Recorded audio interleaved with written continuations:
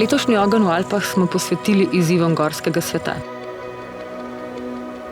Izvedli smo ga v 2 delih. V Slovenskem planinskem muzeju smo se s predstavniki različnih organizacij pogovorili o problematiki trajnostnega upravljanja gorskega sveta,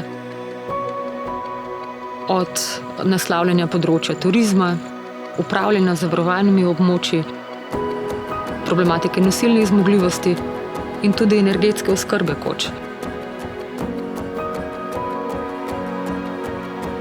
Tema ni bila zbrana naključno, kajti hlastanje, zlasti turizma po 5-zvezdičnih, večdimenzijskih doživetjih, vse tja do kvote 2864 v Sloveniji, postaja že tako rekoč neomejno.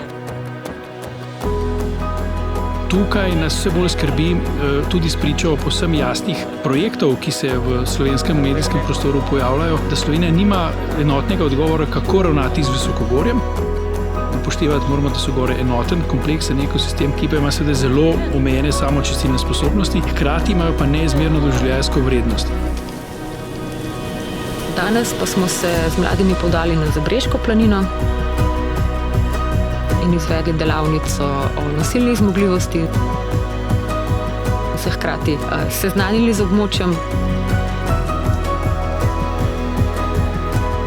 in tudi pogovorili s pastirjem. Tale rob se reče ali pa Zabrežke gute, tole zadej je pa že Orličje ali pa Orgalčje, vse 2 imena ima. Ker stov in tale konc, tle, ker s prstem kažem, to je že drug hrib zadej noter, ne? To je pa Prešernova koča, to je vse.